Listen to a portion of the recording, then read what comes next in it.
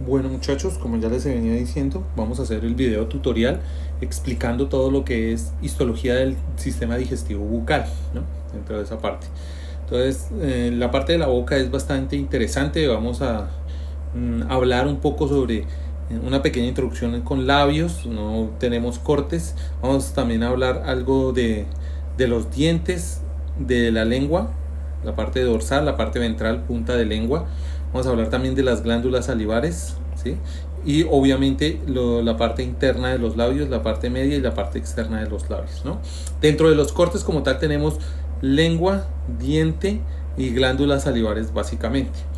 Bueno, para introducir un poco en el tema vamos a hablar sobre la cavidad bucal. Entonces la cavidad bucal está recubierta por la mucosa bucal, y esa mucosa bucal se puede subdividir en tres partes, ¿no? La mucosa masticatoria, la mucosa especializada y la mucosa de revestimiento. La mucosa masticatoria y especializada, estamos hablando de epitelio plano estratificado paraqueratinizado, que es básicamente la parte especializada, digámoslo así, de ese epitelio en la boca, y básicamente lo vamos a encontrar en encías, superficie dorsal de la lengua y paladar duro, lo que está en íntimo contacto en el proceso de masticación. Entonces nos tiene que dar una mayor resistencia a la acción mecánica de masticar, ¿no? De triturar los alimentos. Dentro de la cavidad bucal vamos a identificar tanto la mucosa, ¿sí?, que es el epitelio que ya habíamos hablado, y la submucosa. La submucosa viene por debajo del epitelio, que básicamente es tejido conectivo laxo, ¿sí? Un tejido conectivo que vamos a encontrar inmediatamente después del epitelio, que es lo que nosotros denominamos lámina propia, y otro que es tejido conectivo denso y regular. ¿Listo? Ese tejido conectivo denso y regular más el tejido conectivo laxo es a lo que nosotros le vamos a llamar submucosa. ¿Listo? Además de eso, esta mucosa de epitelio plano estratificado paraqueratinizado también tiene una subdivisión, digámoslo así, que es lo que nosotros denominamos mucosa especializada, ¿no? Que es básicamente una zona que va a recubrir a las glándulas, a las papilas gustativas, y como tal tiene un trabajo adicional que es detectar el sabor, ¿no? Entonces ahí sería la especialización de esta especialización, digámoslo así, que son las papilas gustativas. Este sería 1, 2, y el tercero, la tercera parte en la que podemos dividir esta cubierta de la mucosa bucal es la mucosa de revestimiento, que es, digamos, la mayoría de la mucosa que vamos a encontrar en la boca. Tenemos los pómulos por la parte interna de los labios, ¿sí? Todo lo que recubre la boca alrededor. Ese es epitelio plano estratificado no queratinizado, que también vamos a encontrar esta estructura. Esto, sobre todo la parte interna, va a estar irrigada con saliva, es una zona húmeda. Entonces aquí tenemos, ¿y eso para qué sirve? La saliva sirve para humedecer el alimento cuando se está triturando y formar el bolo, ¿no? Y sea más fácil al tragar, ¿ok? Entonces, estructuras que vamos a encontrar aquí. Voy a hacer una pequeña introducción sobre los labios, pero estructuras que vamos a ver en cuanto a los cortes, dientes y lengua, ¿no? Y las glándulas salivares, ¿ok? Que lo vamos a ver más adelante. Entonces, para hacer una pequeña introducción de los labios, digamos que son la parte de entrada a la cavidad bucal y protegen, digamos, o cubren a los dientes y a las demás estructuras que hacen parte de la boca. Y básicamente es epitelio más algo de tejido conectivo más músculo, mucho músculo. Los labios son una zona que tienen bastante carga muscular. Además, eso les confiere una gran movilidad y sirve para articular sonidos y también obviamente para el proceso de masticación. Los labios lo podemos dividir en tres partes. Una que sería la superficie externa, que sería la parte superior del labio, la que está debajo de la nariz, ¿sí? Y que está alrededor también de la boca, que crece vello, que en el hombre sería el candado o el bigote, pues. Y es una zona de una piel delgada, ¿cierto? Tiene glándulas sudoríparas, folículos pilosos, pues de eso les estaba hablando del bigote, y presenta glándulas sebáceas, ¿no? Digamos que esa sería la parte externa. Ya en sí los labios tenemos la zona del bermellón, que es la parte más rojiza, ¿sí? La más encendida de los labios, básicamente porque tiene una piel delgada, está muy irrigada por vasos sanguíneos, eso le confiere ese color. Esta zona carece de glándulas sudoríparas, no tiene tampoco folículos pilosos y las glándulas sebáceas no son funcionales. Esto explicaría por qué esa zona es muy proclive a ser dañada con cambios de temperatura, se queman fácil, a bajas temperaturas también las afectan. Desde un principio los humanos siempre han tratado de proteger esa zona con sustancias, ungüentos, pues de ahí se deriva el labial, etcétera, etcétera. Entonces es una zona que es muy delicada. Y tenemos la superficie de la mucosa, o sea, los labios, labios internos, los de la mucosa interna, que son los que están dentro de la boca en contacto con los dientes, ¿no? Y ahí tenemos epitelio plano estratificado, no queratinizado, y además está envuelto pues en la saliva que yo les había dicho anteriormente. Fuera de eso también tenemos esa zona de la submucosa, y esa zona de la submucosa presenta como característica una zona con mucho tejido colagenoso, ¿sí? Desmosomas, glándulas, y además presenta glándulas salivares menores. En el caso de hoy vamos a hablar solo de las glándulas salivares mayores. Además de esto, como ya les decía, es una zona con mucha presencia de músculos, y es una zona que se articula o tiene una alta articulación, una vasta articulación. Además tiene una alta terminación nerviosa, por tanto le confiere una gran capacidad de tacto, puede diferenciar superficies, es una zona que es muy sensible al tacto, ¿no? Eso es algo que es característico.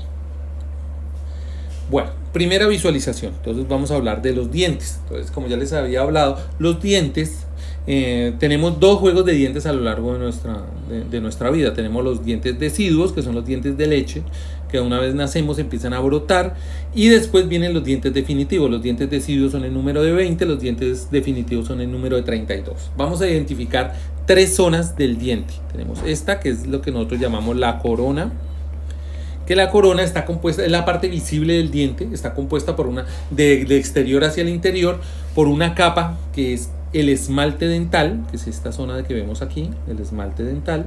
Ese esmalte dental, ¿sí? Que es esta que vemos acá. El esmalte dental es la parte más dura del diente, nos protege de los ácidos, de la comida, etcétera, etcétera. Presenta unas pequeñas estriaciones, ¿sí? unos pequeños movimientos aquí, y eso se le llaman las estrías de Rietzus. ¿Listo? Eso ocurre en la formación del esmalte dental. Digamos lo que nosotros hemos utilizado sustancias abrasivas para eliminar esas pequeñas zonas del esmalte dental, y por esa razón nuestros dientes son más blancos que lo que deberían de hacer. El esmalte es de color amarillo, ¿no? Ahora utilizamos sustancias aún mucho más agresivas con luz ultravioleta para tratar de blanquear los dientes, ¿no? Pero digamos que eso podría generar sensibilización. Inmediatamente después encontramos la dentina, ¿sí? La dentina, que es la parte del diente que es, digamos, de hidroxiapatita y calcio.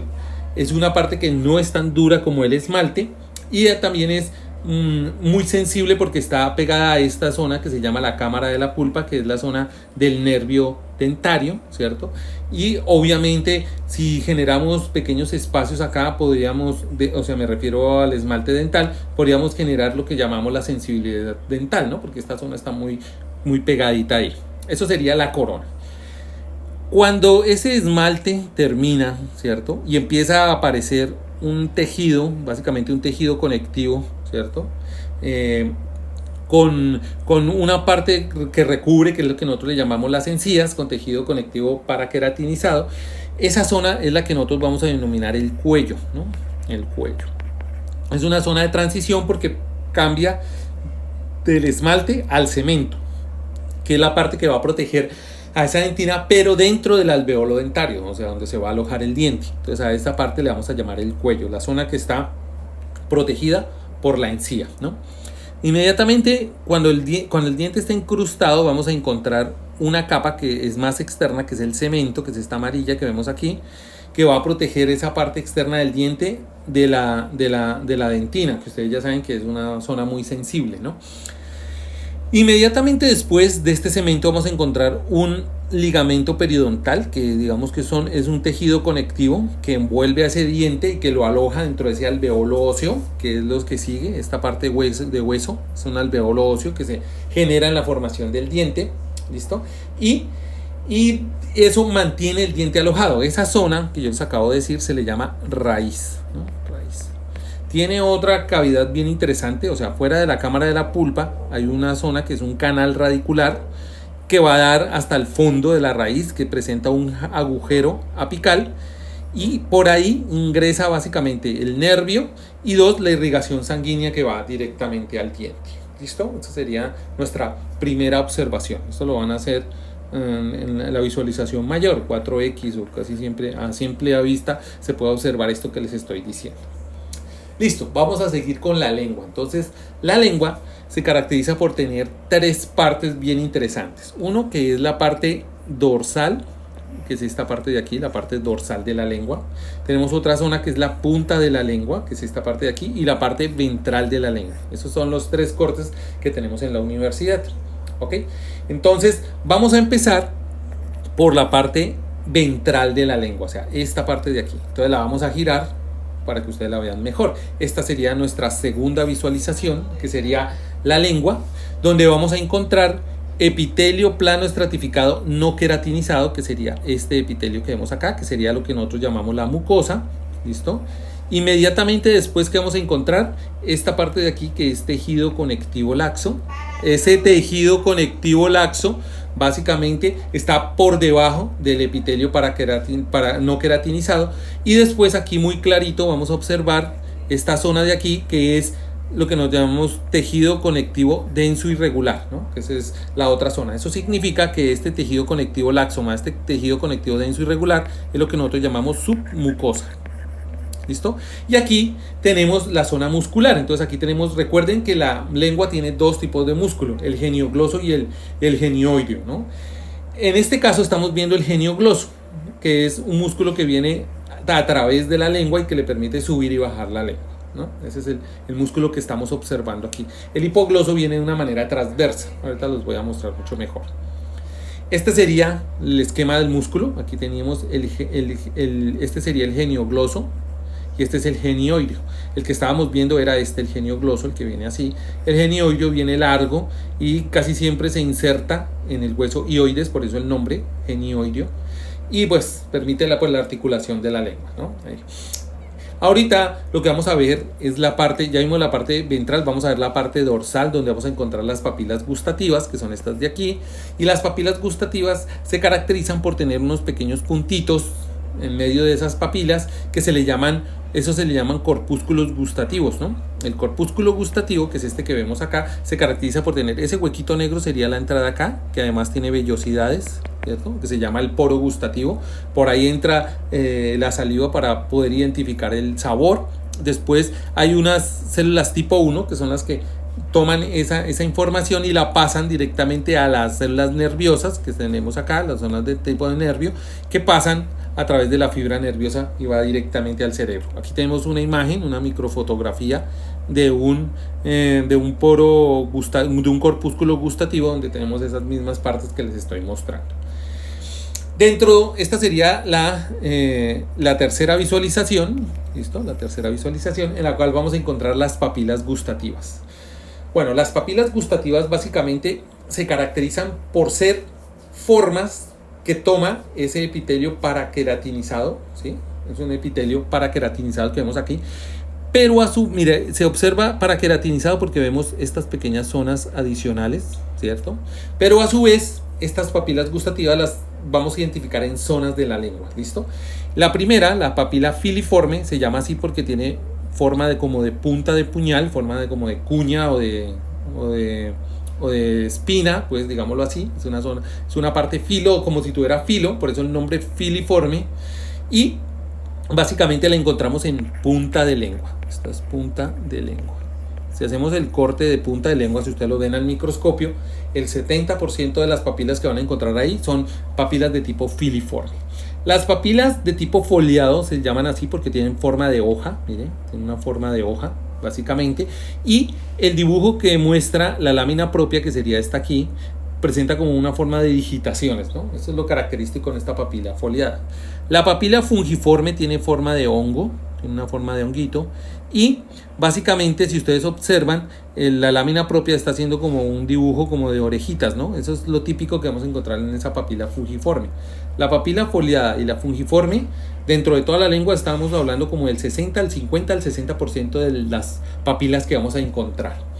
Y por último tenemos la circunvalada o caliciforme, la caliciforme, que la encontramos más hacia la parte trasera de la lengua, ¿no? Es una papila bastante grande, gigantesca, más que las otras, y básicamente se caracteriza porque la lámina propia hace un dibujo como de guante abierto grande de béisbol, ¿cierto? O de fantasma, pues como para que tengan una idea. Esa es la circunvalada o la caliciforme. ¿Listo? Sería visualización número 3. Ahora vamos a hablar de las glándulas salivares. Entonces, digamos que las glándulas salivares se pueden clasificar histológicamente. ¿Eso qué significa? Histológicamente significa que básicamente si le aplicamos hematoxilina y eosina, que es lo que aplicamos nosotros en la histología, por la coloración y por las características de los acinos o de los tipos de acinos, que les recuerdo que los acinos son la conformación de ese epitelio glandular que vamos a encontrar dentro de las glándulas, valga la redundancia, ¿cierto?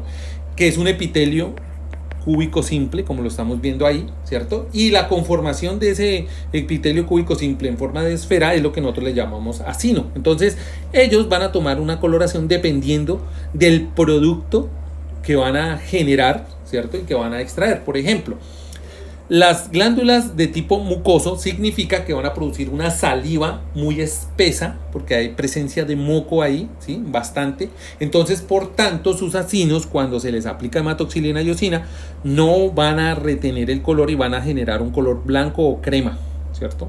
Por el contrario, las glándulas de tipo seroso no presentan esa saliva de esas glándulas, no presenta moco, es una saliva mucho más líquida.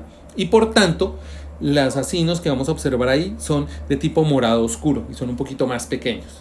Vamos a encontrar glándulas mixtas y las glándulas mixtas las vamos a encontrar de dos formas. Uno, la vamos a encontrar con acinos tanto mucosos y serosos al mismo tiempo, o podemos encontrar un acino mucoso, ¿cierto? Un acino mucoso rodeado de un acino seroso. Esa es la otra manera de observar las glándulas mixtas, se pueden encontrar así, ¿listo? Y en ocasiones dentro de esas glándulas mixtas podemos encontrar artefactos que son como defectos de la técnica de la coloración, donde podemos encontrar como semilunas producidas por esos acinos serosos envolviendo o tratando de envolver a los acinos mucosos, ¿no? Esos serían los artefactos. Entonces, ya entrando en materia, la primera glándula que vamos a observar es la glándula parótida, ¿no? Entonces, la glándula parótida. Siguiente observación. Entonces, vamos a ver la glándula parótida en 4X, ¿no? Entonces, ¿qué es lo primero que vamos a observar?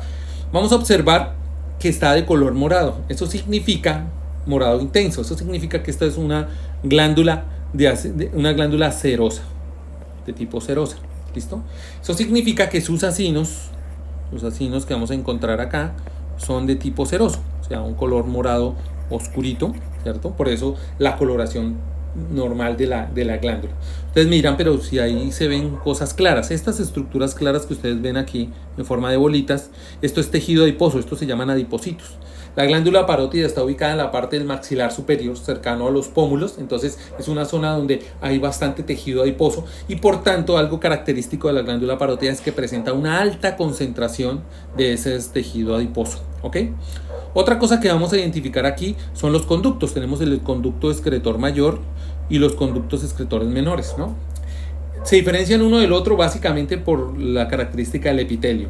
El conducto excretor mayor por lo general es un epitelio cilíndrico biestratificado y los conductos colectores o secretores menores presentan un epitelio cilíndrico simple. Eso es como la característica principal.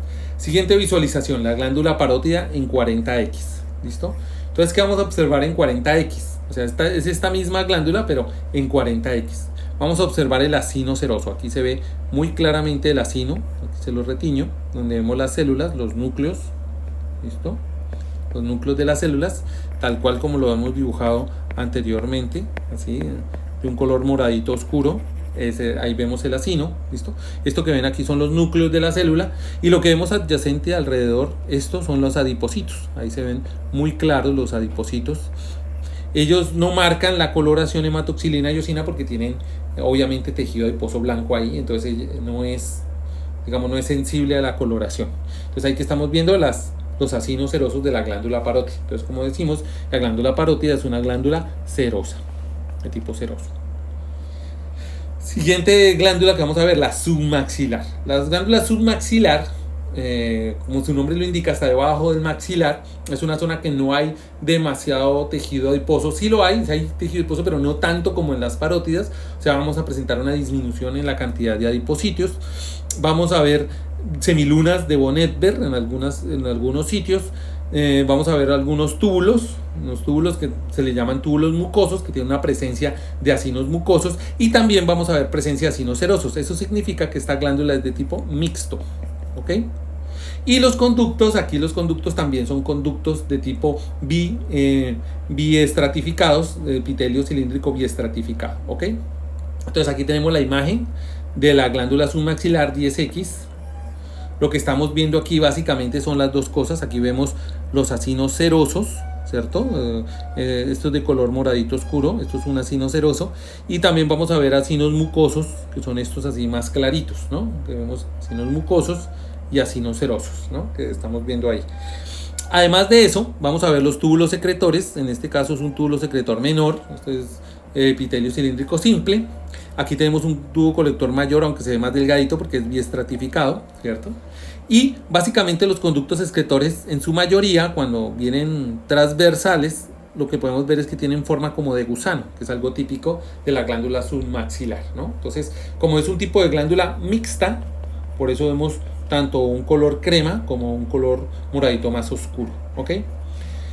Y aquí tenemos la glándula submaxilar en 40X, ¿no? Entonces en 40X vamos a observar aquí los acinos serosos, como también vamos a observar los acinos mucosos. O sea, este es un tipo de glándula mixta separada, ¿no? Tenemos los acinos mucosos por un lado, como vemos aquí, y los acinos serosos por otro lado. Aquí vemos los túbulos colectores de epitelio cilíndrico simple, que era lo que yo les estaba mostrando anteriormente.